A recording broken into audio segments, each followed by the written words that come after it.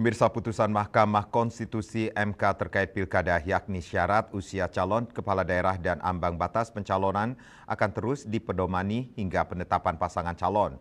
Hal ini ditegaskan Ketua KPU RI Muhammad Afifuddin Kamis 22 Agustus malam.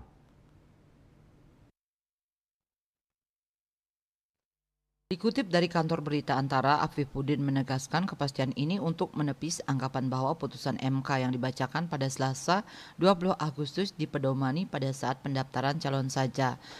Putusan MK dimaksud ialah putusan nomor 70/PUU-22 Romawi garing 2024 dan putusan nomor 60/PUU-22 Romawi garing 2024. Pada pertimbangan putusan nomor 70/PUU-22 Romawi garing 2024, MK menegaskan bahwa syarat usia calon kepala daerah yang diatur dalam pasal 7 ayat 2 huruf E Undang-Undang Pilkada harus terhitung sejak penetapan pasangan calon, bukan saat pasangan calon tersebut dilantik sebagai kepala daerah. Kemudian putusan nomor 60/PUU-22 Romawi garing 2024 mengubah ambang batas pencalonan kepala daerah. MK membatalkan pasal 40 ayat 3 Undang-Undang Pilkada dan menyatakan pasal 40 ayat 1 Undang-Undang Pilkada inkonstitusional bersyarat. Lewat putusan tersebut, MK menyatakan partai politik yang tidak mendapatkan kursi di DPRD bisa mencalonkan pasangan calon kepala daerah.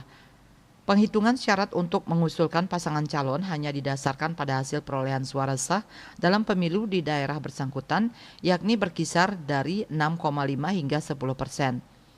Lebih lanjut, Afif memastikan pendaftaran pasangan calon kepala daerah pada Pilkada 2024 akan berpedoman kepada peraturan KPU-PKPU yang telah dilengkapi dengan ketentuan baru sesuai putusan MK. Afif pun memastikan bahwa putusan MK yang diadopsi ke dalam draft revisi PKPU tidak hanya soal syarat usia dan ambang batas, tetapi juga aturan kampanye di perguruan tinggi yang turut diubah oleh MK.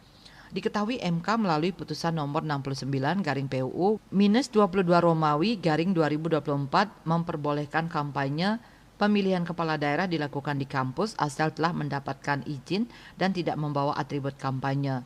KPU akan menindaklanjuti seluruh putusan MK sesuai dengan langkah prosedur yang tertib, yakni dengan melakukan konsultasi dengan DPR.